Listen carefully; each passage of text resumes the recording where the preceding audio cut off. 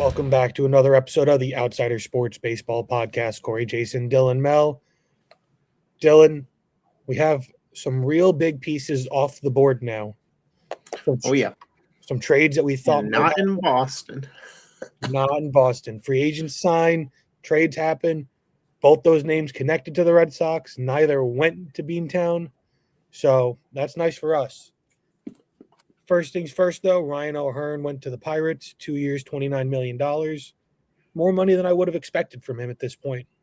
Yeah, good for the Pirates, man. Yeah, that's a team that's all in. They're showing schemes that will pay people. Exactly. Phillies outfielder Max Kepler suspended 80 games for violating the drug program.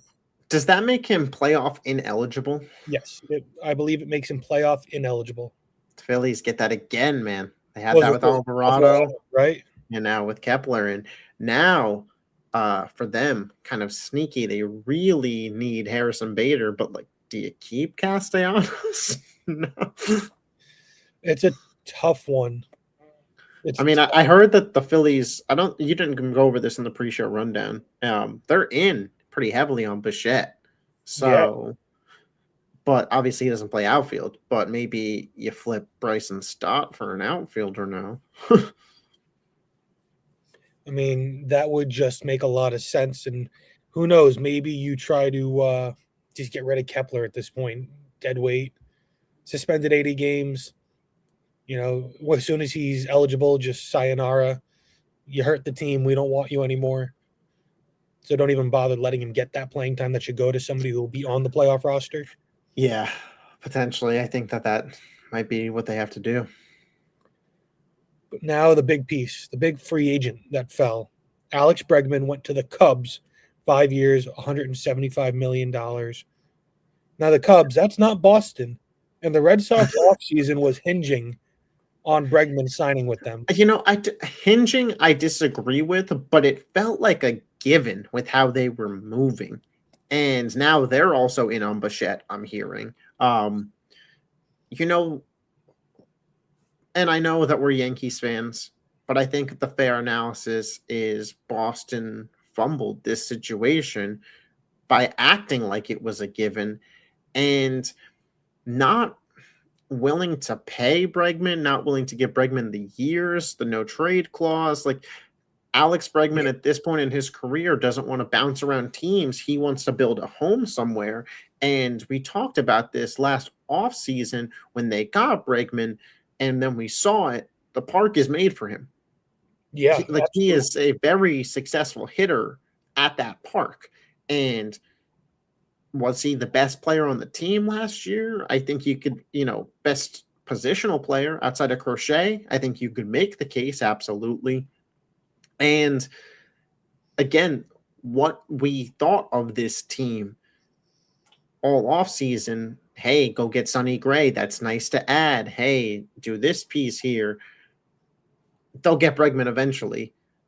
Now they go from a team that I viewed as a World Series contender to maybe missing the playoffs. And that just speaks to the AL East as a whole. But if they can't bring in another star player, whether it's Tucker or Bichette, this fumbling of the Bregman situation could really kill Boston. It goes deeper than, Bichette or Tucker. You signed Bregman last year and angered your superstar in Rafael Devers.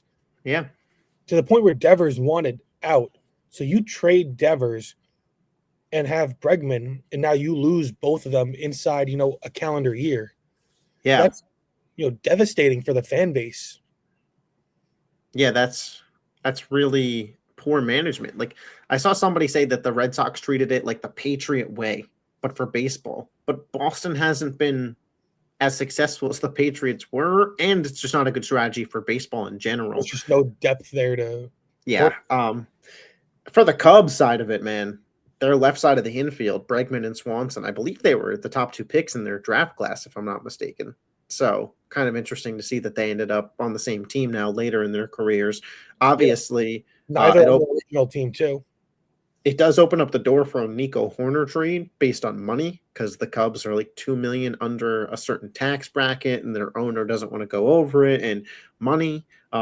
So we could see Nico Horner on the move. But if they keep Horner, man, Bregman, Swanson, Horner in your infield, that's really strong defensively. You still have Michael Busch, Seiya Suzuki, PCA. Don't know if they're going to get Tucker or Bellinger. Kind of felt like this move probably pulled them out of any of those guys. It feels like with the money. Maybe they trade for an outfielder that is a little bit less than Nico Horner's money. Example, Jason Dominguez from the New York Yankees could be a guy that maybe they would just throwing out a name there. Here, right? So yeah, but the Cubs, who won a playoff series last year, they traded for Edward Cabrera. You knew that they weren't done. I don't know if I love the starting pitching, but I do love the lineup now. Yeah, I think this is a great move for the Cubs. Position themselves really strongly to take the NL Central. And you get a guy with, winning experience to bring into that locker room. A lot of experience. I don't know. I'm still just kind of in shock of how Boston let it happen. And I don't mean to keep hammering on that because the Cubs did make a really good move here, but Boston should have matched this contract. This wasn't because we had talked about in the offseason where I believe I predicted him to go to the Mets because I thought the Mets would just throw boatloads of money at him, kind of the way that we're hearing they're trying to throw it at Kyle Tucker right now. I thought that would be their approach with Alex Bregman, and that's what would lead to, I thought he would be priced out of Boston's range, which I guess he was, but man, I thought this was in Boston's range. Yeah, last time the Cubs, went to the World Series, won it on the backs of David Ross, Don Lester, a couple ex-Red Sox. Ben Zobrist was huge in that run. Yeah, but those were a couple ex-Red Sox that really knew how to win. And, Bregman, he didn't really win with the Red Sox, but former Red Sox, knows how to win. Seems to be how the Cubs base their foundation on bringing guys who've won and know how to do it and help their youth get over that hump and get to that level they need to be at. Yeah, and Bregman, what's he, probably bat second for this team? Yeah. Could certainly provide that for them. I'm interested to see his hitting numbers in that part because obviously not as Bregman friendly, but no, we're going to see a dip, but I think he's just as a professional hitter. There's very few parks that he'll age poorly in, and I don't think he'll age. And he'll give you a quality at bat every time. Yeah. Now, Brian Cashman, Yankees GM, is alive. He is alive. Sure. Or we think he's alive.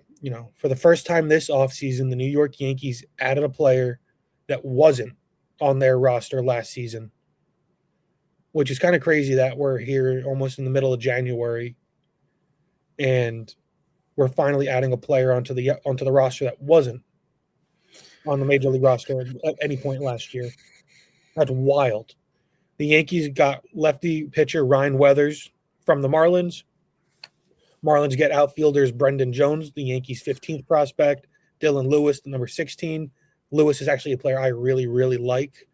Dylan Jaso, the number 23, and Juan Mathis, an infielder, unranked.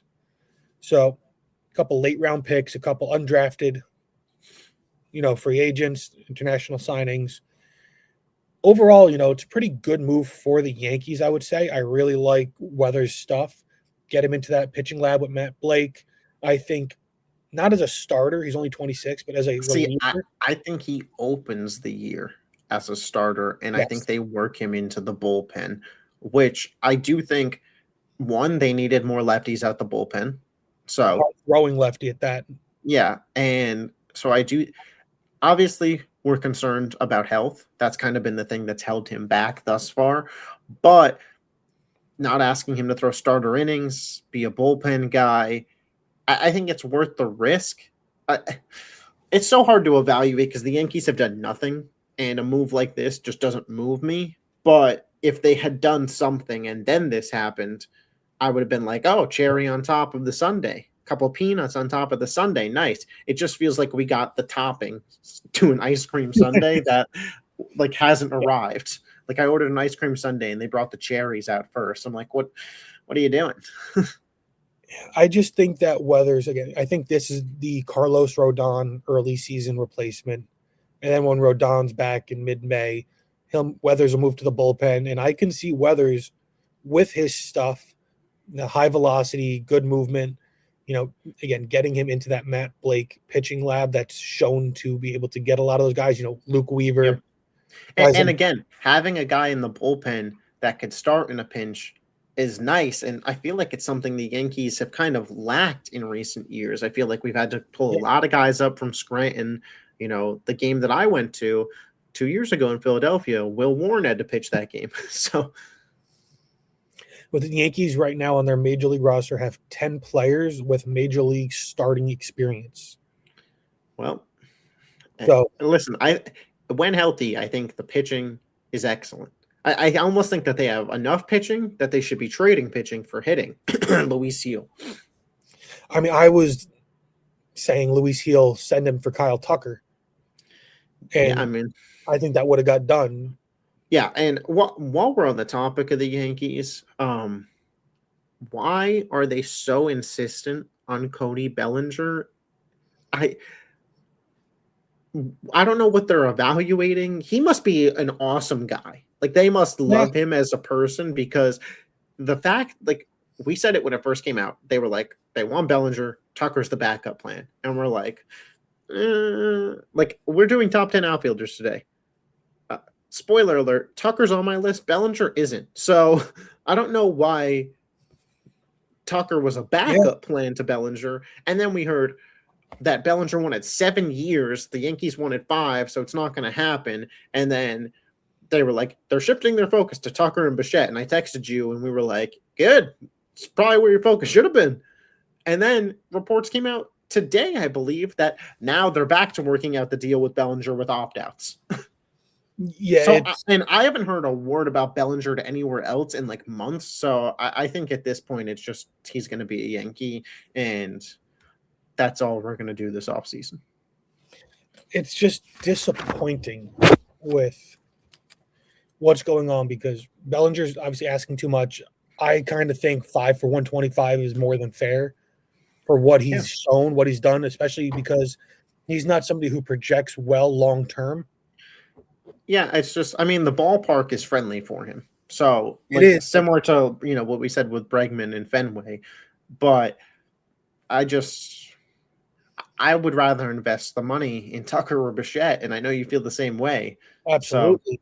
So, if we're going to reach those numbers, then just offer that contract to the better player. Or go a little bit above that, because at that point you're already offering the money. What made Bellinger intriguing was you thought he'd be a discount from the other guys, and he had more versatility than them. Like Bichette, yeah, you could play him at shortstop, but he's basically your second baseman. Tucker, we think you could play him in left, but he's been primarily a right fielder. You could play Cody anywhere in the outfield and at first base. It's just maybe they value that. Like maybe that's where the flexibility is the thing for them. The Yankees are a team that lack a leadoff hitter, so bringing in Bichette would fill that need, in addition to, he won't be a shortstop, but as a second or even a third baseman, which I prefer him at second, makes the lineup much better. Yeah, and makes it better. Bellinger doesn't really move the needle in the lineup. And maybe it's not fair because it's a small sample size, but he didn't move me in the playoffs either. No, and away from Yankee Stadium, he's not a average hitter. He's a below average hitter away from Yankee Stadium. So, yeah, didn't mean to start a Yankee. No. Different conversation there, but it happens. Now the next trade that happened, Nolan Arenado goes to the Diamondbacks, back in the NL West. Arizona gets Arenado, who has 2 years, $42 million left on his contract. The Cardinals are eating like $30 million of that. Eating $31 million of that 42. And St. Louis gets righty Jake Martinez. He was a 2025 8th rounder of the Diamondbacks. It's weird. Now, Arenado is such a great player, but the 2 times he's been traded have been for absolutely nothing. Yeah, I mean, listen, I like the move for Arizona. They're obviously trying to compete in a division that has the Dodgers, Padres, and an aggressive Giants team. You have to like, I mean, we know that you like it. The Perdomo, Arenado, left side of the field. We know you Yeah. love Perdomo. Cattell Love Perdomo. Marte. We'll talk about Corbin Carroll today. I'd imagine both of us will be talking about him. The Most starting, high the, end. the starting pitching rotation still kind of mid, but I don't like you got him for free, and you're not even paying him. So a win for Arizona, and I don't know what St. Louis is doing, man. Maybe like they're just doing Arenado a favor. Maybe they want to go young. I mean, because they're going to trade Brendan Donovan too now. I'd assume like that's the next drop for them.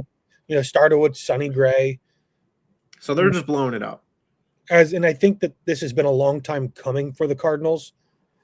Even going back to that offseason where they signed all those older pitchers a few years ago, and they had like the oldest rotation in baseball.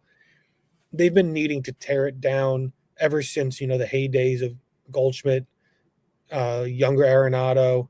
It just hasn't been the same. Guys haven't panned out as well. Free agent signings, Wilson Contreras, who they sent away. They got him from the Cubs, and he was just nothing special for them. Yep. It's time. Most teams have to go through this period. And you're at a point where the Cubs are really solid. The Reds are on the rise. The Brewers. Yeah, the Brewers have been really solid. And the Pirates are trying for Pirate standards. So not a bad time to kind of just bottom out a little bit. And they have a strong enough fan base where they'll probably bounce back sooner than I think they've also built up enough where it's like, hey, guys, like, trust it a little. Yeah, I mean, Chaim Bloom running the team there. We saw the bones on what he was building in Boston before he was kicked to the curb for Breslow. I know a lot of the Red Sox fans I talk to, they hate Breslow and they wish for Bloom back because they saw what Bloom was building. And you can only hope that he does it for the Cardinals. Now, let's talk Tucker. We spoke about the Mets. They're offering him a high AAV, low year contract. Yep, $50 million a year, to be clear. $50 million for 3 or 4 years is, I think, what they're reporting. I saw 3. But so $50 million for 3. So that's obviously $150 million over 3 years. Blue Jays offering him a long-term deal. Right, which I would assume would be at a lesser AAV, probably closer to 40. If I had to imagine, yep. And then obviously the Dodgers are being reported as lurking in the market. Yeah, what they say about the Yankees? Oh, nothing. Well, they checked in. Yeah, checked in. They're on the periphery. Yeah, was that a Zoom call from Tampa? No, I think it's just them telling the reporters, hey, we like this Tucker guy. And then that's it. Something like that. If you're Kyle Tucker, do you go long-term? Let's say the Blue Jays are offering you 7 for 40. So that's 7 for 280 versus the Mets 3 for 150. The Mets will get you back out in free agency at around your age 31 season, I believe. Which is another deal. Now, keep in mind you have New York taxes and Canada taxes. Yeah, I mean, lockout looming too. Do you want to secure up your contract now before there's a cap? Do you want to get that 7-year deal in potentially? It's so tough for me to say because I'm not in that world. But if the difference is $40 million and $50 million a year, I'd probably pick the team that I think I'm going to win with. And Toronto, off of last year, looking at their roster, looks like a better spot. The AL is definitely an easier. I mean, the AL East is a gauntlet, but the AL itself is easier than the NL. And the Mets haven't really. I mean, they're not better than the Blue Jays on paper right now. And I don't even think necessarily with Tucker they're better than the Blue Jays, let alone. So I would go to Toronto.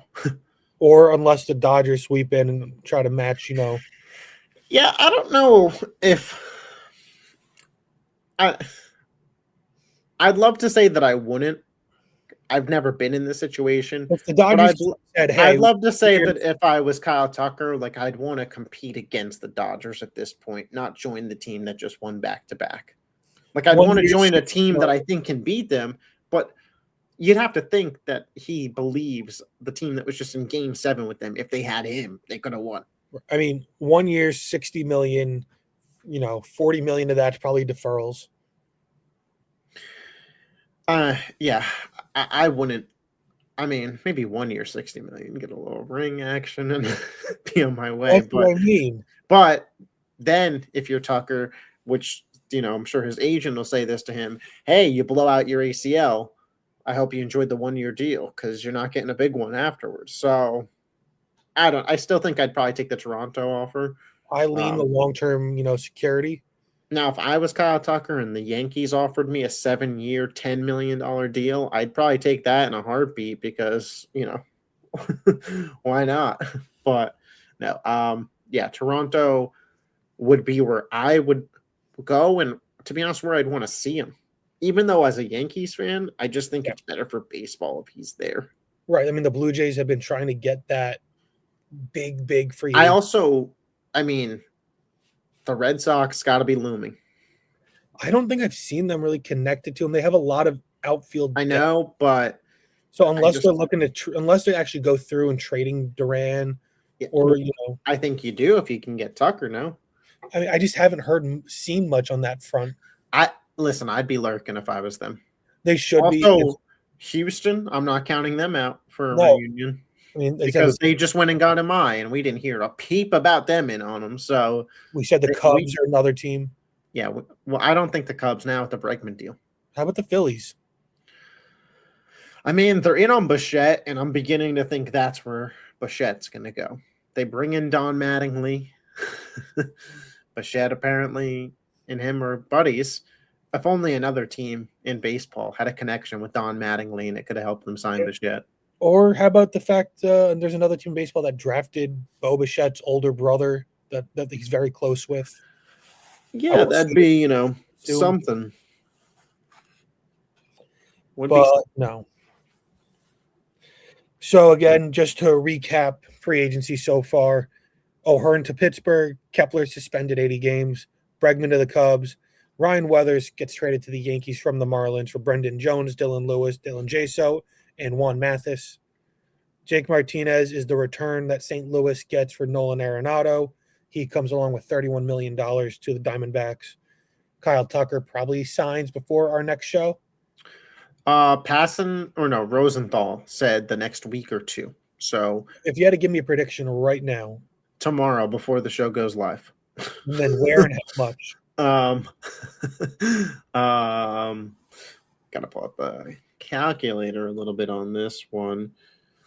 Let's see. I'm going with my 7 for 280 to Toronto. I'm saying Toronto 7 for 294. I think he gets 42 a year. I think Toronto bumps it up a little bit to get him. With opt-out after year 4. Interesting. Is it going to be one of those new deals that we've seen over the last few years? Well, yeah, opt-out, but they can opt him back in with a salary increase. I think that's probably the way it'll go. Yeah, because if you say, hey, if you want, we'll give you the best of both worlds. We'll give you the long-term stability if you want it, but we'll also let you hit the market at 31, 32 years old, try and chase another big deal. Or we'll just give you that big deal for the last 3 years if we want you to opt in. All right. And now, like we've been doing the last few weeks, we're going to go top 5 and bottom 5 of a certain position. This week's going to be a little different. We're going to do the bottom 5 outfielders, but we're going to do the top 10. Because we got to start with the bottom, right? We have to start with the bottom. Yep. So I'll let you start us off with your number 5 outfielder. Number 5 that I have written down probably doesn't deserve to be number 5. I'm throwing it out there. He's probably not 5, but I just wanted to highlight how bad he was. Anthony Santander. I was going to say, because the guy I have at 5, all that criteria fits him. But it's not Anthony Santander? It's not Santander. I wanted to just throw out Santander, batted 175 this year, became unplayable, only had 194 at-bats on the season. He played a little bit in the playoffs, and actually, of course, against the Yankees, had some solid at-bats, but he had a -1 WAR for Toronto, was one of their big free agent signings last offseason. 1, I'm a Yankees fan, so I want to throw salt in the wound that was a terrible choice. But 2, even despite that, they still made the World Series. So, just something to throw out there. So for my bottom five, I went and only used qualified players because there's so many outfielders. A lot of them struggled. I feel like this was the most fair way to kind of differentiate. So Santander wasn't a qualified hitter in my Yeah. look, but This is what I did last week, so I get it. and I think Santander definitely fits the bill. I'm going Nick Castellanos. I looked at Castellanos and I thought about it. You know, the only qualified hitter with a negative WAR last season, negative 0.6, fifth worst defense, fourth worst offense, fifth worst WRC plus at 90. He had the eighth lowest walk rate at 5.4% and the sixth worst OPS, hitting .694. That's Jeez Louise. I didn't realize how bad it was for Nick Yeah. Castellanos. Well, that's why they're having a hard time trading him.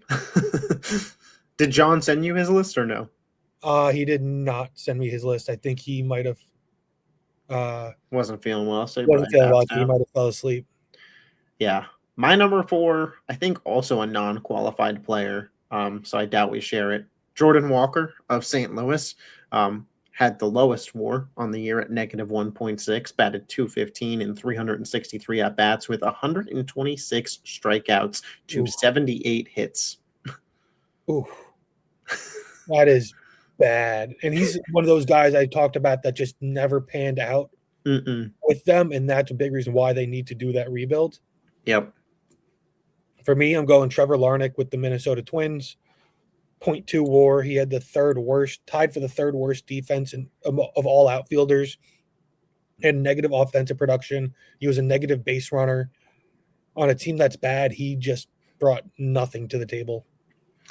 Yeah, it's fair. My next 3, I did make sure my top 3 were all qualified players, though. Even though technically, because they're qualified, meaning they played enough, they're probably better than the people I had below them. I thought that they had worse years because they were bad for the entire length. So I did do that for the top 3 here. At number 3, I have Mike Yastrzemski, batted .233 this year. In 477 at-bats. He had just 111 hits. He struck out 108 times, so not quite as bad as Jordan Walker's ratio, but getting up there in age, so not the fielder he once was. Kind of just in the lineup for pop, it felt like, and only 17 homers. So he's falling off the cliff. For me, it is current Philly former Ranger Adolis Garcia. Thought about it, but I couldn't do it. Just love Adolis too much. I know. I feel that. 0.7 WAR. He had the second worst WRC plus at 83. He hit .227, the second worst OPS at 665, 24.7 strikeout rate, 5.1 walk rate. So if you're going to strike out a lot, you can't not walk. Yeah. And he kind of just went to the extreme on both ends. And there's a reason he went from being a playoff World Series hero to DFA'd by the Rangers within a couple of years. Yeah, that's fair. My number 2 is Lars Nootbaar out of St. Louis. 2 St. Louis outfielders make my list. 686 OPS on the year, 234 batting average, 119 strikeouts in 509 at-bats.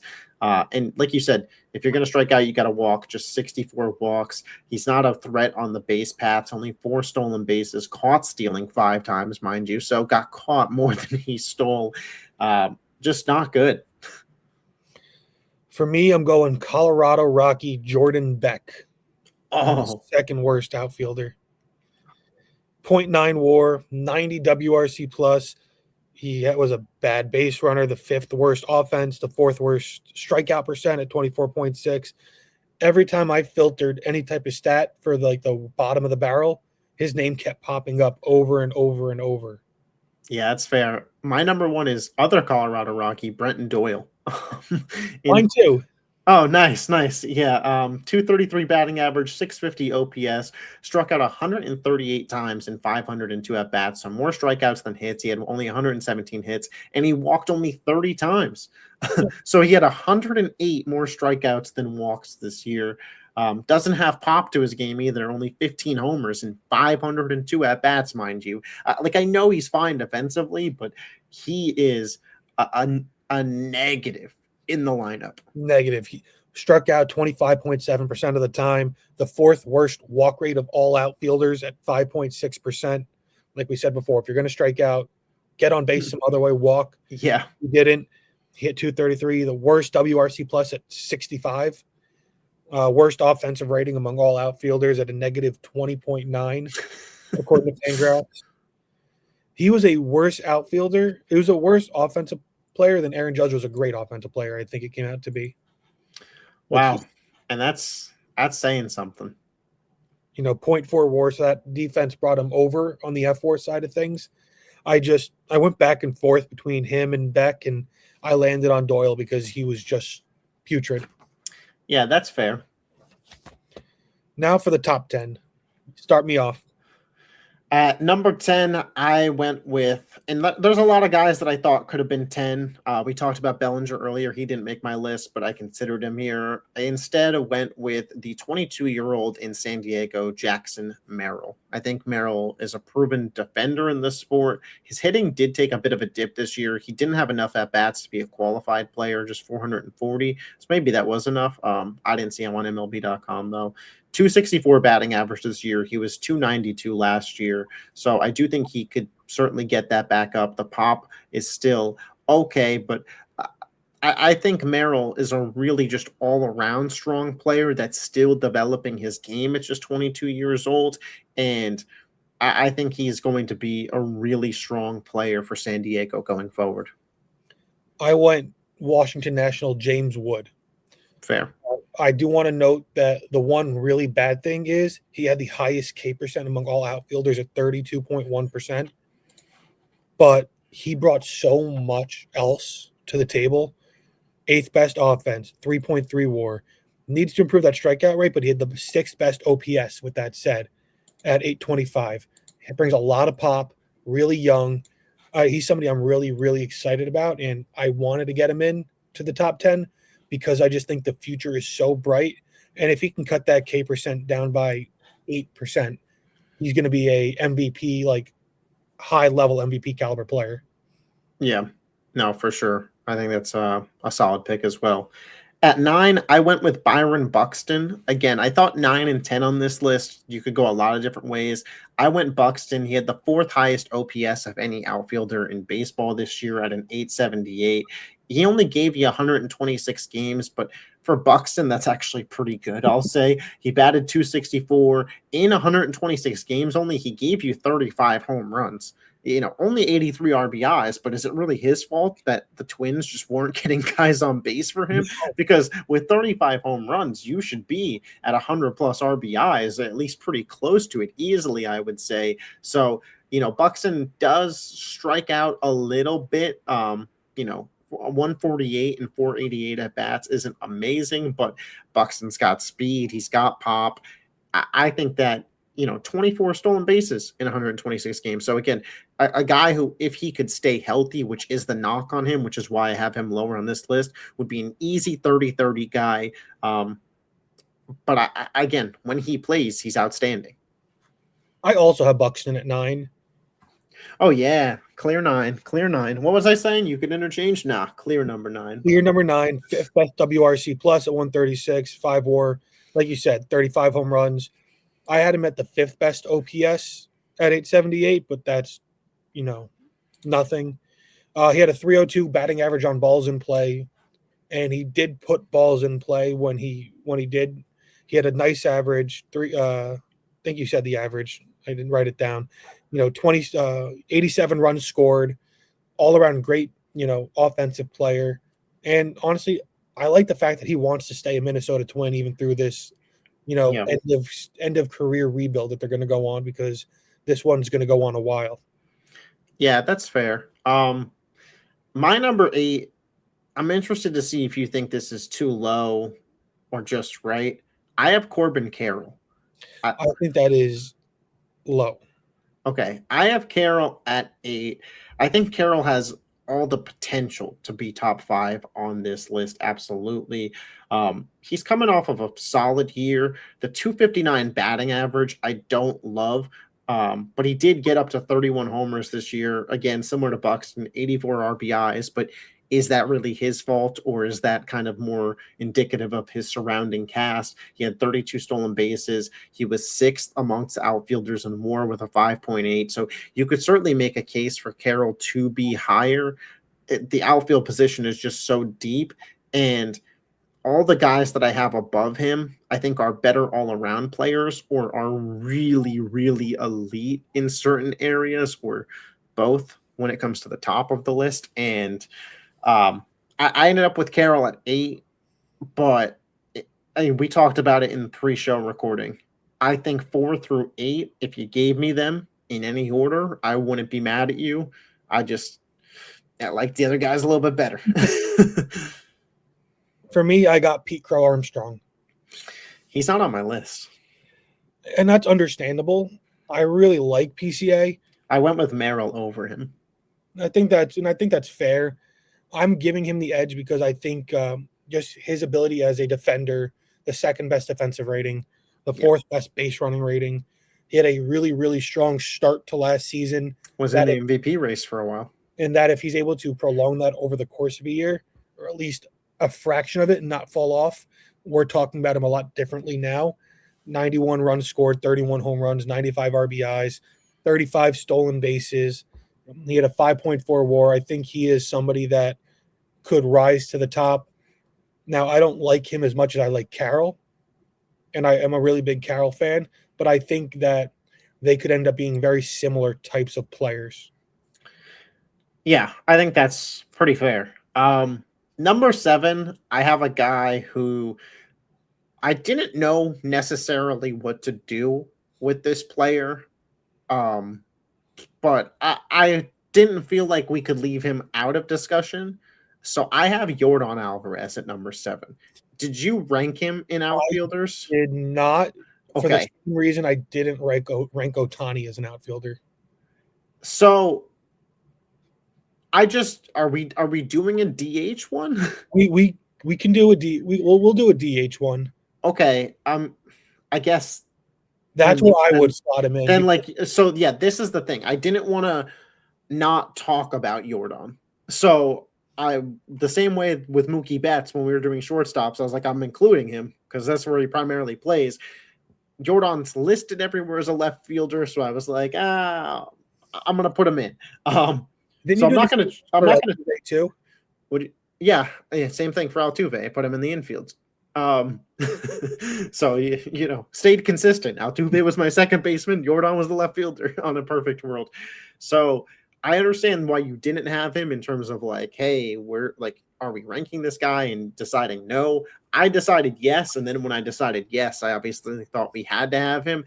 This is one of those players that, as a hitter at the position, you could rank him all the way up at 2, but as a fielder at the position, he's kind of, good thing the Crawford boxes are there. So, I had to put Yordan in. He obviously didn't play a lot last year, but we just know who Yordan Alvarez is. For me, at 7, I went Julio Rodriguez. Okay, I have J-Rod higher on my list. So for me, I went, again, 32 home runs, 95 RBIs, a 126 WRC+. He had the 7th best offensive rating, the 5th best WAR among outfielders at 5.7. Mm-hmm. He's somebody who I don't think had a great year last year and still ended up having the best, I think being the best player on his team. Don't come at me for that. Statistically, it is true. It won't be me that comes at you for it. Statistically, it is true that he was the best player on the Mariners last year. Hitting over 60 home runs is great, but that fall off, that inconsistency at the end of the year when you're chasing a home run title, he got surpassed by somebody. Listen, I love J-Rod, and I'm higher on him than you, so you're not going to see me complain about this. No. But I think J-Rod, I think there's room for him to grow in this. I don't think that this is his ceiling. I think we'll be talking about him closer to where you want to talk about him. Yeah, I think that's fair. At 6, I have Kyle Tucker here.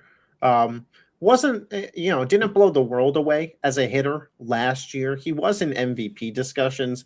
He batted 266. For a player like Tucker, I'd really like to see him in the 280s, 290s club, because the pop, 22 homers only. So I want to see that batting average up, but he, missed some games last year. But he's a 5-tool guy, and maybe not so much on the stolen bases. Maybe I'm over exaggerating a little bit there, but he is a do-it-all player. And this is cliche. I don't care. Kyle Tucker is the definition of a ball player. Yeah. Plain and simple. Like, this dude is a ball player, and any lineup would be thrilled to have him in it. We talked about him a little bit in free agency earlier, but Kyle Tucker to me is the 6th best outfielder in baseball. I also have him at 6, and that's Yeah. because he wasn't a qualified hitter last year. At least Mhm. according to Fangraphs, he wasn't qualified, or else he would be higher because I am a huge Tucker guy. Mhm. But the lack of availability, the poor season for his standards knocked him back a little bit for me. But I think everything you said is totally on par and accurate for him. Yeah. At number 5, it saddens me to have this player at 5, but we are ranking outfielders. We're not ranking hitters. I have Juan Soto at 5, Ooh. and his play in the outfield has been going down the last 2 years. And I know that I say, like, oh, like, these aren't necessarily projections, but I think, like, we're seeing him get worse as an outfielder. So it wouldn't be being like, oh, he's going to explode this year. Oh, this is the year he drops off. Like, we've seen a steady decline. So I don't expect him to get better in that specific area. And for me, there is 5 elite outfielders, him being one of them, but he's the worst in the field of the guys that we have left. However, at the plate, I would have him ranked number 2. Now, the batting average did fall a bit this year at 263. Again, similar to Tucker, I would love that to be at 280, especially for a guy like Soto, who you could argue takes the best at-bat in baseball when it's a big spot. But he did supplement that this year with 43 home runs, 105 RBIs, and all of a sudden, he steals 38 bases. So, we'll give him a pass for the batting average this year. I would love to see it get back up, and if it does, I think he could be the MVP, truthfully, of the National League and pass Ohtani.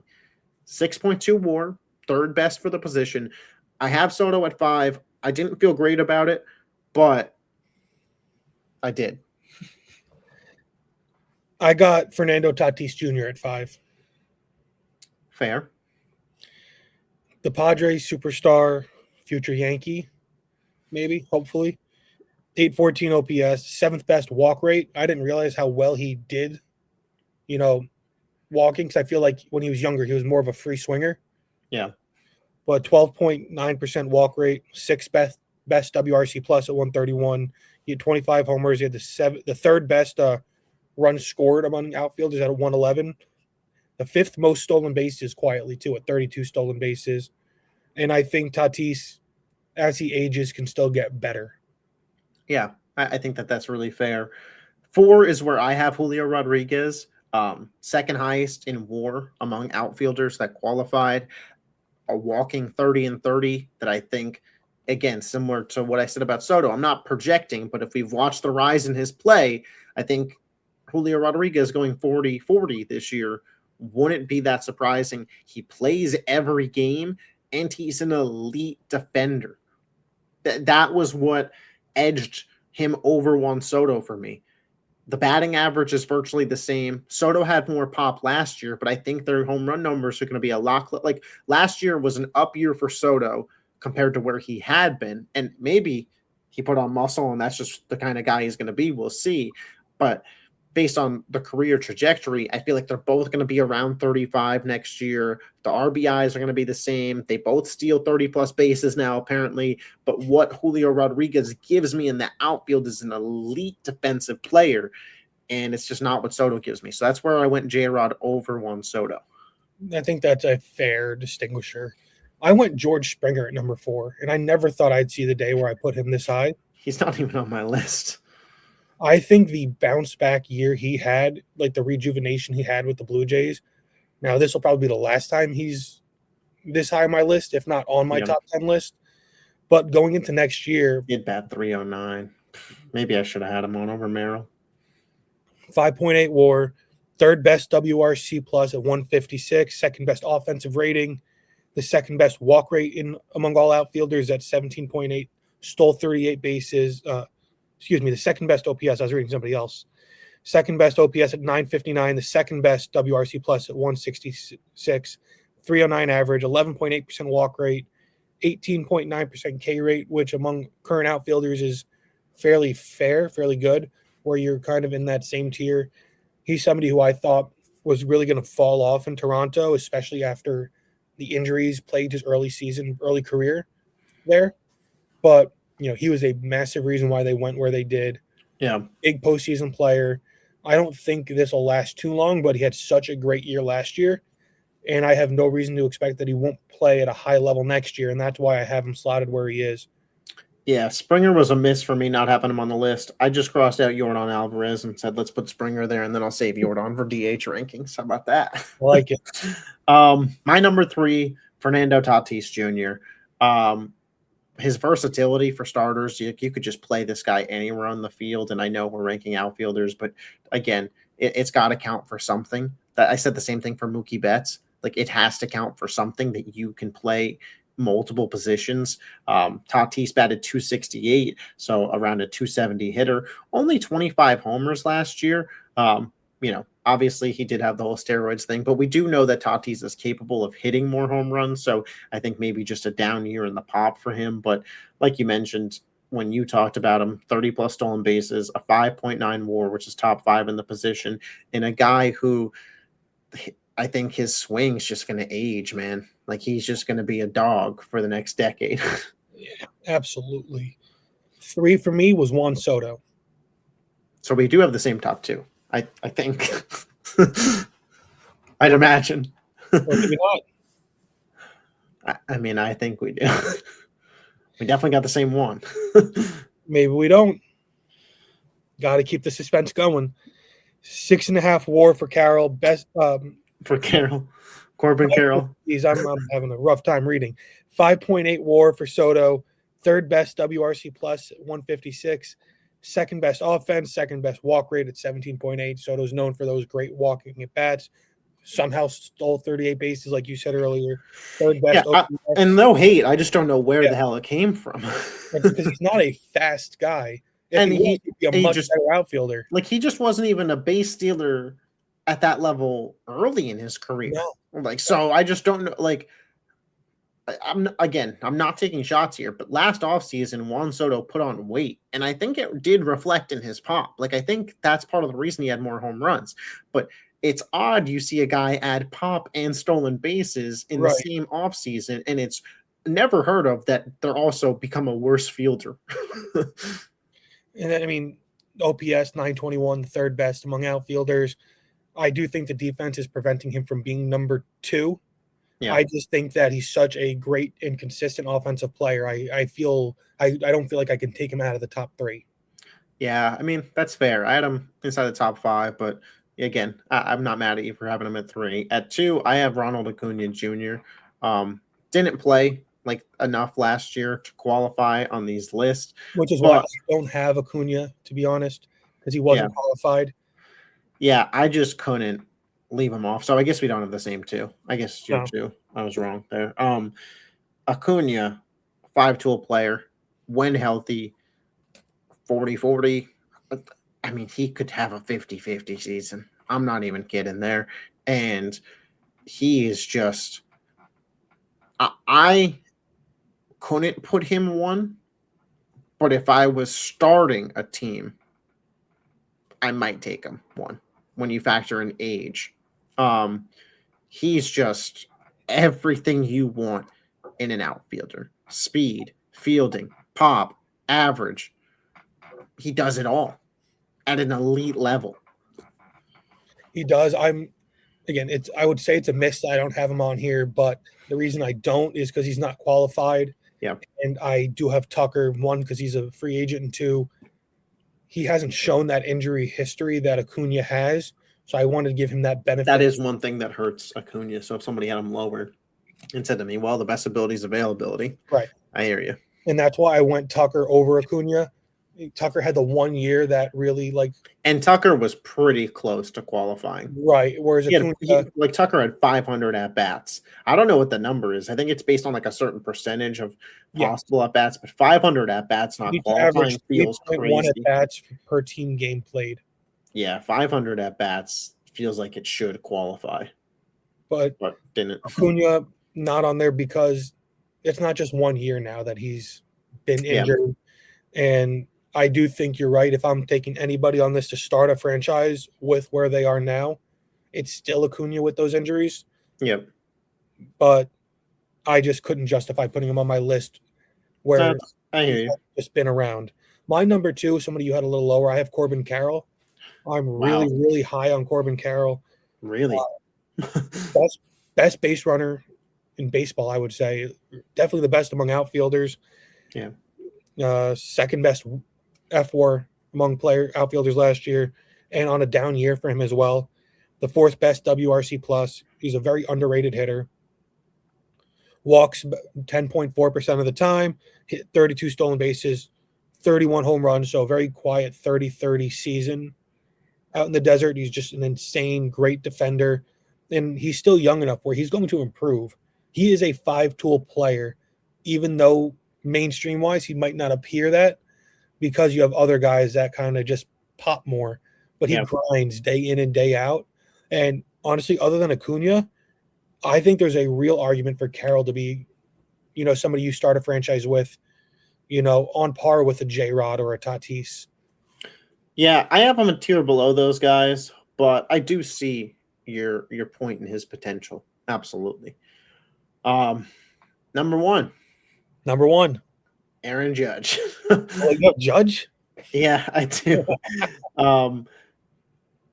Man, you could make a case the greatest right-handed hitter ever.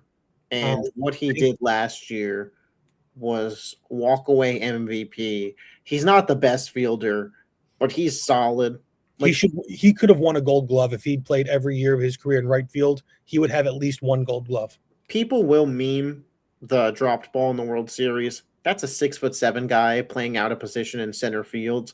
I'll let it slide. He's a solid right fielder. I'll say that. And does Yankee Stadium help because short porch? Absolutely. But what you get from him at the plate, 331 batting average, 53 home runs, 114 RBIs, 30 doubles, man. A 1.144 OPS, a 9.7 WAR. To put it in perspective, J-Rod had the second highest WAR among outfielders at 6.8. Aaron Judge had 9.7.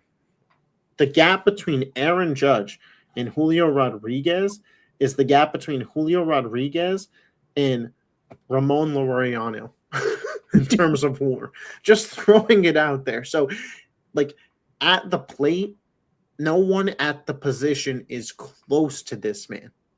No, Judge is going to retire and be an inner circle Hall of Famer. He is, I think, going to approach being Yankees Mount Rushmore, which is one of the most difficult things to do in all of sports. And I mean, that's without winning. And that's it's not his fault. I mean, you could argue he could have been better 2 years ago, but last year's definitely wasn't his fault. His OPS, he one dotted, and let alone one dotting 1.144. He had a 204 WRC plus, on base percentage. He got on base 45.7% of the time. 124 walks. He hit 331. If it wasn't for Cal Raleigh, Judge would have a triple crown. Yeah, and like Judge has had 2 triple crown caliber seasons, and Judge has won MVP going up against the greatest catcher season of all time and the greatest shortstop season of all time. And he's just powered his way into an MVP over both of them. And he beat Ohtani for an MVP. When Ohtani was prime pitching. Yeah, it's amazing how the only MVP Judge lost was to a worse Altuve season his rookie year. Yeah, that's a missed MVP for sure. But it's the reason that the Yankees moves drive us crazy, because you have, like, Ohtani aside, and I don't know, man. Even Ohtani in right now, I'm still taking Judge over the Ohtani. best player in baseball. Until I see Ohtani for a full season return to what he was as a pitcher on the Angels, Aaron Judge is just the best player in baseball, period, to me. I have a hot take about Judge. Let's hear it. his 2025 season was was a very poor power season from him. I think he never went on one of those home run hot streaks that he goes on. I think the average got in his head a little bit. If he puts it together, he could break his own record in the AL. I think he could easily break his own record while hitting over 300. But I think last season, he hit 53 home runs, but it wasn't a good home run season for Judge because he was so slow with the power. He usually will hit, 10 plus home runs in a month multiple times. And it just didn't feel like he went on a run of home runs like he tends to do, where it was a lot of singles, some doubles, a lot of walks. He was more selective. And that was a criticism of him through the playoffs, too. A lot of people were like, where's the home run? Where's the big home run? And then he hits the big home run versus Toronto. Doesn't matter at the end of the day, but he did hit it. Maybe that's what breaks him loose, though, in the postseason where, he's had big postseason home runs. You have the one last season off of Emmanuel Clase in the ALCS. They go on to lose that game. Like, he batted 500 in the postseason. Like, he 1.273 OPS in the postseason. So, like, but he's not good in the playoffs. Like, yeah, he was. He did what he had to do. It's not his fault that the guys behind him this postseason. Do you think last year was the best year he's had? Like, do you think he's still getting better as a hitter? Yes, because I think overall 25 was better than 24 and 24 was better than 22. Who knows what 23 would have been without the mysterious toe injury? Like, he's 33, but how long can he keep hitting this good? I look at a guy like David Ortiz, who was this good, at 40. like it's just whenever he decides he's not having fun anymore. I think that's what his Judge, as he ages, he's still going to – he's not a – how we say there are pitchers and there are throwers? There are batters and then there's hitters. Yeah. Most guys, I would say 99% of all players are batters. They don't hit. They're just up there to swing. A Judge or a Soto, with how they compose themselves at the plate, they're a different caliber. Yep. Even Ohtani, I wouldn't put in that group. With even with how good he is, there's just something about what they do that leads to longevity. Every time we do a list like this, I just hate the fact that Soto chose the Mets over the Yankees, because those two next to each other for 8 years would have won a World Series. I know it. They would have gotten hot together at the right time, and there would have been nothing anybody could have done. I mean, it almost happened, and Judge was cold the whole time. It's disappointing, but, at least we have the better of the two on the Yankees. And we do. I just, and I try every season to take a step back and appreciate. We had Shaq and Kobe and let Shaq or Kobe, whichever one one of them left before we got the rings. Every season as a Yankee fan, you have to kind of take a step back and just appreciate what you're watching. With Aaron Judge's greatness, yes, but this is also why are you doing nothing? You have the best player in baseball. You did the hard part. Just put the pieces around him. And I mean, at least you have a strong pitching staff. The bullpen. Again, the Yankees, we'll talk about it when we get there, obviously. And I'm assuming they're just going to run it back with Bellinger. They'll be a playoff team again. The pitching will be better come the middle of the season than it was last year. And the lineup statistically was good for 162, but it's not a playoff team. You rely way too much on streaky players. Jazz Chisholm is a great player. Jazz Chisholm is possibly the streakiest player in all of baseball. Playoff Stanton didn't show up. Playoff Stanton may never show up again because of Stanton's elbow injuries. Stanton's still a very good player, but who knows what he's going to be. Yep. First base, you're running out Ben Rice or Dylan Mel, whichever one it is. I don't know. But I just don't know what you're expecting out of him. You still have Volpe or Caballero, and we'll talk in depth about the Yankees when we go over the AL East in a few weeks. Yeah. You have Aaron Judge, the best outfielder, the best player in baseball. And honestly, I find it hard to even have it as a discussion that Ohtani's better than Judge because I just don't think it's true. I think I mean, like, it's a clear one. I think there's a 1-2, and then the rest of the league. I mean, it's baseball players, but it also is like apples, oranges. Like when somebody goes, "Well, Ohtani could pitch," it's like, what am I like? What do you say to that? And the thing that I brought up last year, it's like Ohtani can pitch, but if he's just an innings eater, which he kind of became for the Dodgers because he had like a 4 ERA, and is that supposed to like bring him up? Because it's never anything that can bring him down. It was what's annoying about the argument. Because he can pitch, it's only ever a positive. Even if he has a 5.6 ERA, I think it'd be like, well, what if Judge pitched? He'd have a 20 ERA. And it's like, yeah, sure, but is a 6 ERA benefiting your team? No. And I think the gap between Judge and Ohtani is as a hitter is enough to make up for it because Ohtani's not going to hit 330. Ohtani's not a high average hitter. Ohtani will hit, 50 plus home runs, but he's not going to pair that with an all world on base, an all world slugging, the OPS gap, Ohtani was number 2 in the league for a long time at OPS, and Judge was still like 200, 300 points higher than him for most of the year. Yeah. So and I think that's more than enough to take away. Like Judge would, if it was just a MLB MVP, Judge would have won last year over Ohtani, clearly. Yes. And the year before.